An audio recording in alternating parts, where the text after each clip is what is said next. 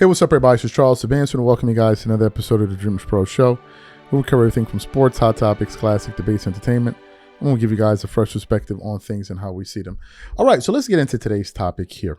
So, as you guys know, recently, Gilbert Arenas went viral for being a troll because he was recently at Fanatics Fest where he said that Jalen Brunson, think about this, Jalen Brunson is not a superstar.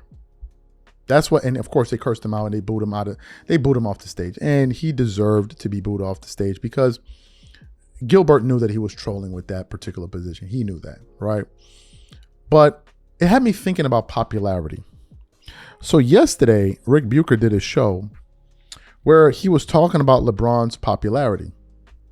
And he got into the whole thing of LeBron James' popularity in comparison to Michael Jordan. And he was essentially saying that it's not even close, that a lot of it is just media talk. He's nowhere near as popular as a player as Michael Jordan was at the peak of his powers. And then he revealed why the NBA went into why they went into that lockdown after Jordan retired, because the league was panicking because they knew their cash cow was leaving the. It's pretty wild stuff. Take a listen to what Ric Bucher had to say here. LeBron has been a great subject and a boon for all sports media, again, because he's so polarizing. But the league and sports media will be just fine whenever he decides to call it a day.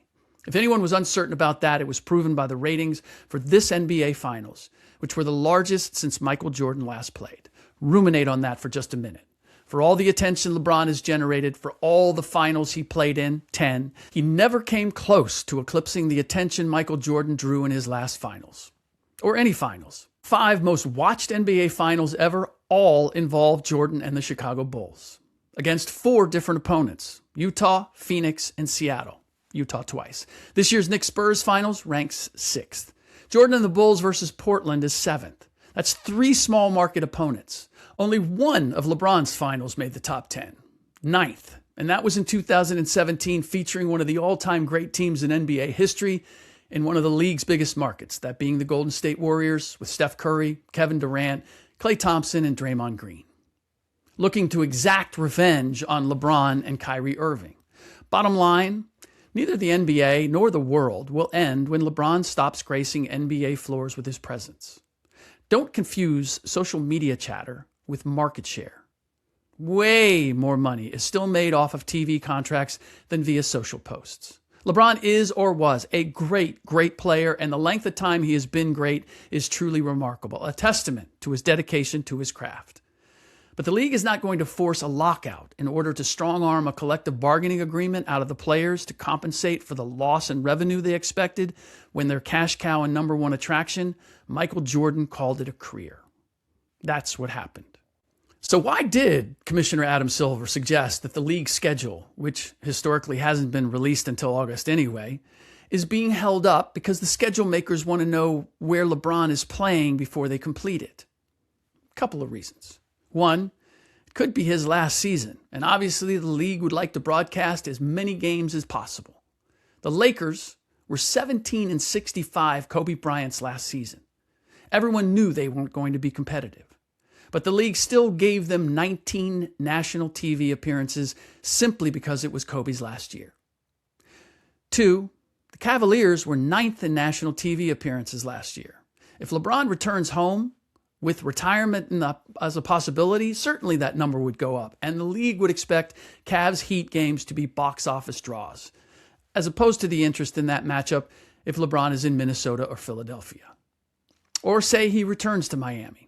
The Heat were 23rd in national appearances last year. The league did not consider Giannis Antetokounmpo a draw last season, the Bucks ranking 13th in national TV appearances, so he alone wouldn't be enough to move the needle. LeBron returning to South Beach would. So you heard what Rick had to say.